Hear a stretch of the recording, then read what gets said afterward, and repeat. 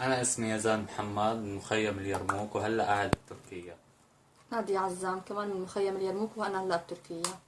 إجا لعنا شاب، أول ما وصلنا على تركيا رحنا على بيت شاب مشان نطلع على اليونان. إجا عنا شاب اسمه بهاء، وقعد يقول لنا إنه بدي أعرفكم على المهرب الكبير، وهذلون العالم تجار دم وتجار بشر، ومشان تطلعوا بأرخص سعر وهيك.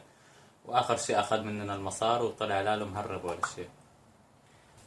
هو اجا معنا بالباص بإزمير، كان معنا بالباص. ما فتنا على بيت الشاب، اجا قعد جنبي وقعد يقول انه هدول تجار دم وتعال اعرفك على المهرب الاساسي الكبير، ومشان يطلعك ارخص، وهدول كذابين وما بيطلعوا هيك.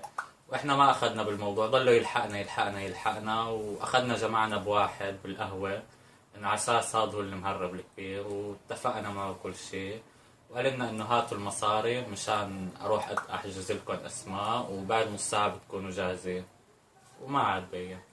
وراح اشتروا الستر وكل شيء يعني، وصرف لنا مصاري وكله.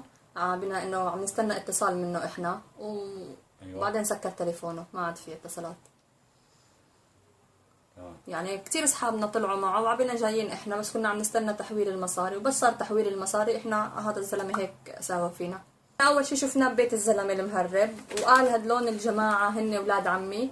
وثانيا اجى لعنا على البيت، استفقدنا وين احنا كنا ساكنين، وحكى بالسعر. هلا بالنسبه لي انا دفعت $4200، وفي معي شاب دفع $1800.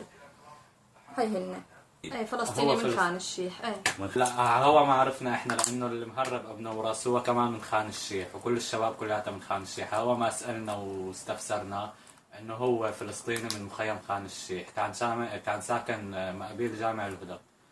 اسم اخوه صافي، واسم اخوه الثاني ادهم هو الكبير، وفي كان عنده اخ انقتل بشارع على طريق دارية اسمه احمد حمودة.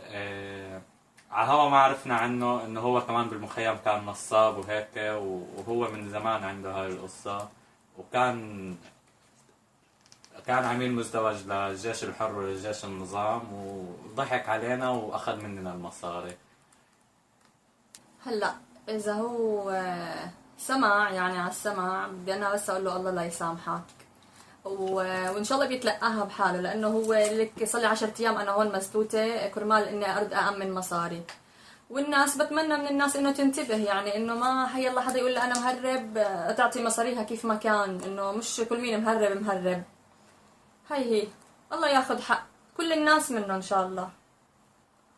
قاعدين بالجامع احنا، يعني راحوا المصاري كلها ما ضل معنا ولا ليره، وصفينا بالجامع. اولادي صغار كمان، وعندي بيبي، وعندي حق حفاضات وحق حليب كمان. هذا كلياته صلي لازم انا اكون طالعه، صلي 10 ايام تقريبا وعم نستنى، بس انه راحوا المصاري وقاعدين عم ننتظر.